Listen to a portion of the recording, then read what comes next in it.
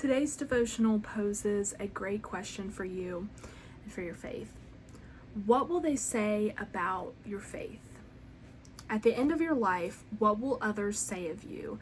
What words will be used to describe you? What will you be remembered for? What memories will be shared?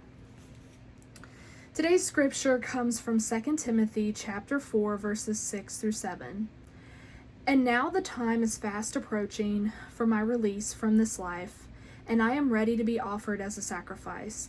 I have fought an excellent fight. I have finished my full course, and I've kept my heart full of faith.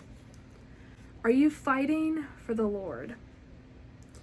Who or maybe what has your heart? At the end of your life, will you get to hear the sweet words, "Well done, good and faithful servant"? Or what will be said about you? So today's thought process is all about thinking, what kind of legacy is your faith going to leave? We get one chance to live a faithful life. And Psalm 144 reminds us that our life is like a breath and our days are like a fleeting shadow.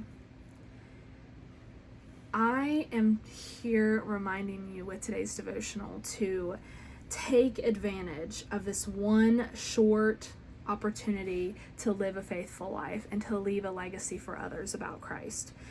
And that means making every effort to do God's will in your life. That means walking in love and intentionally serving others. It means choosing to be a light in a very dark world and shining brightly on the lampstand, as we talked about a few devotionals ago from Matthew 5. Choosing to be light that is intentionally placed on the lampstand so that others may see, understand, and know Christ because of how you live.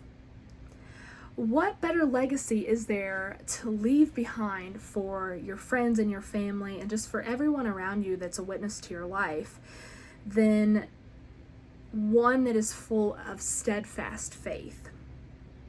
We get to choose, what are we going to pass on? So maybe you're passing on money, maybe you're passing on fill in the blank, but we get to choose what kind of faith, what kind of lifestyle, what kind of priorities that our family sees in us and the people who around us see in us to pass on. Are you going to lead a legacy that is full of faith? The challenge question today, I think, is going to be one that you may have to ponder on for a bit, because I don't think to most that it has an obvious answer. And so the challenge question today is, what do you want your legacy to be? And then once you've identified what you would like that to be and what you'd like it to look like for others, you have to think about, okay, is my life measuring that? Is my life leading to that legacy?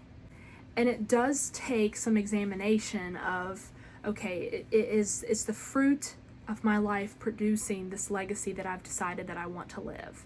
And then assessing, okay, if not, here's some things that I need to do in order to be able to live a life with this legacy of faith.